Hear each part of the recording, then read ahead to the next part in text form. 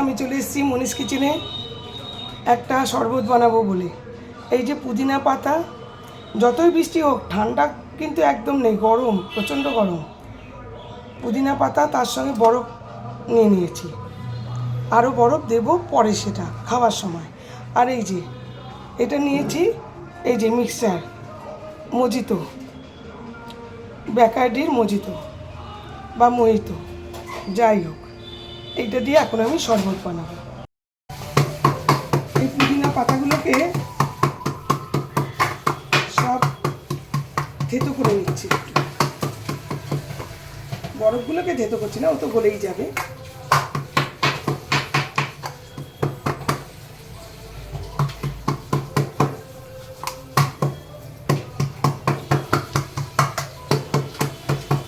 সুন্দর গন্ধ হচ্ছে, ব্যাস, আর কিন্তু করবো না।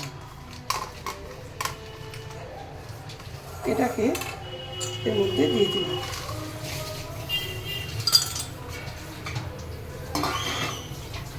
এর মধ্যে ঠান্ডা জল দিয়ে দেবো।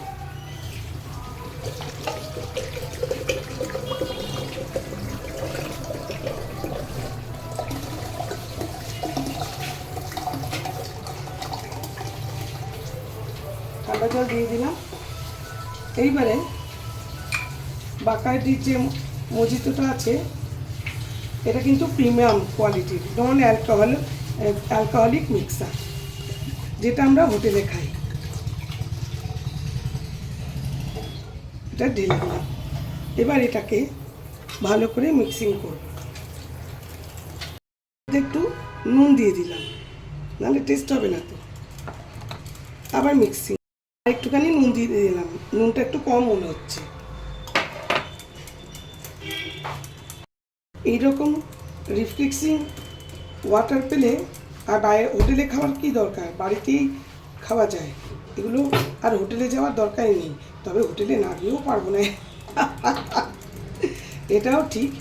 কারণ যখন আমরা রিচ খাবার খাই তার সঙ্গে একটু পানীয় টাইপের কিছু খেলে, এই কোল্ড ড্রিঙ্কস বা এই যে ফ্রেশ লাইম সোডা বা এই মহিতো বা মজিতো, এইসব খেলে, মকটেল, এসব খেলে ভালোই লাগে। বাড়িতে করলেও তো ভালো লাগে নিশ্চয়ই।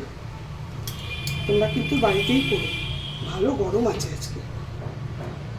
এই পুদিনাগুলো কিন্তু পরে আমি ছেঁকে দেব, এখন বেশ খানিকক্ষণ থাকবে পুদিনাটা, তাহলে পুরো গন্ধটা আসবে। আমার কিন্তু ভার্জিন মজিতো একদম ডান, খুব টেস্ট হয়েছে, চিনি ছাড়াই। চিনি কিন্তু দিইনি, চিনিটা তোমাদের যদি বেশি খেতে চাও তাহলে দেবে, কিন্তু এই চিনিতে এত সুন্দর লাগছে, ভীষণ টেস্ট হয়েছে। Thank you for watching. আমি শীঘ্রই আসবো আরেকটি ব্লগ নিয়ে।